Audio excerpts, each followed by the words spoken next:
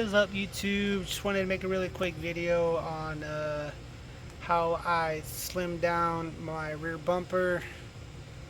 Pretty simple, took me about 30 minutes. Pressed this, got this pressed all the way in as far as I could. Wish I would have recorded it. I just got carried away and it's in the moment and didn't think about it. But it was really simple. If you've never done it before, there's two screws on the bottom side. I want to say it's a 19.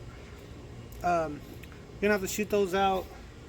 We're gonna have to take off these plastics, in which I still got to come back and do some work to it. It still moves around, but there's a factory screw that I need to get the Dremel and Dremel that out, and once I do, I'll drill a hole through, put a flathead bolt, and bolt it out to the side, and that'll get that fixed up like that. Other than that, taking the two screws out, popping off your plastic trim. Also requires a 10mm inside that actually you'll have to flex this out and get that 10mm out. Once this comes off, once you get the plastic off, so that 10mm in the back, once you get to it, you'll be able to pop it off after you get these tabs off. And I really didn't think it mattered, so I kind of just broke the tabs off because you're going to cut it anyways. So remove the plastics. Once you do that, you take both bolts out, pull the bumper off, and once you get it out, shoot your shocks out. And what I did is I drilled about 1 inch behind the back plate, drilled into it. You can hear the pressure. Once the pressure started coming out, kind of let the pressure come off, went back, drilled it, got all the fluid out, put it right back on, did it on the same side, and did the other side. And once I did that, put them back on, I got a wooden block, set it in front of the shock. I banged it all the way as far as I could in. Did that on both sides. After that, it didn't really move much. Once I did that, put the bumper back on, and that's how you got that flush look. Once I did that, I went back, and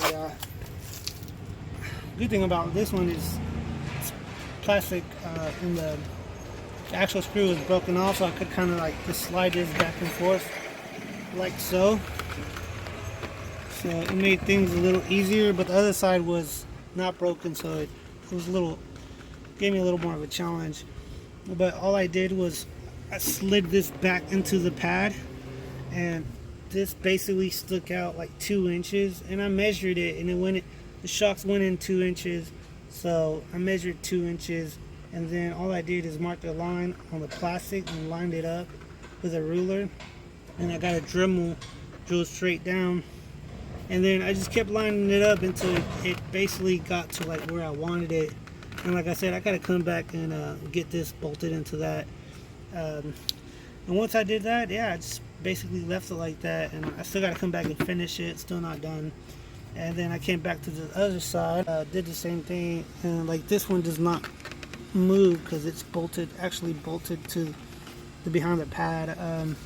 And yeah, I'll have to come back. Like I said, drill this hole and get that plastic factory nut and bolt off, and then I'll be able to put a screw straight through, find something that's flat so that it doesn't look stupid.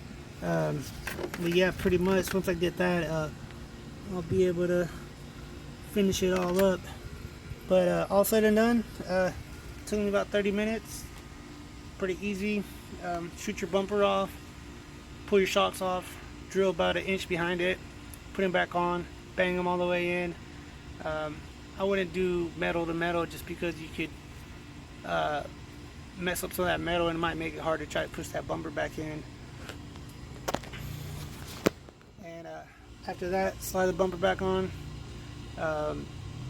bolt it up, and then put your trims back on. Mark your line. Use a Dremel it down until you get it where it fits tight. But other than that, I'm really liking the new look. Doesn't even lines up perfectly now with the spoiler and the bumper all together. So let me know what y'all think. If you need any more details, get at me. But it's pretty self-explanatory. It's real simple. The hardest part you're gonna have is the trims, and if you can get your hand back there and pull that 10 millimeter off, you'll be able to pry this, pull the plastic off, and then yeah, and then after that, you know, you can put it back on, line it up, cut it, and until you get it to fit right. And then after that, like I said, we gotta fix this issue. But other than that, came out pretty good. Cool little project, and to me it looks a lot sharper, 10 times better. So let me know what y'all think and get at me.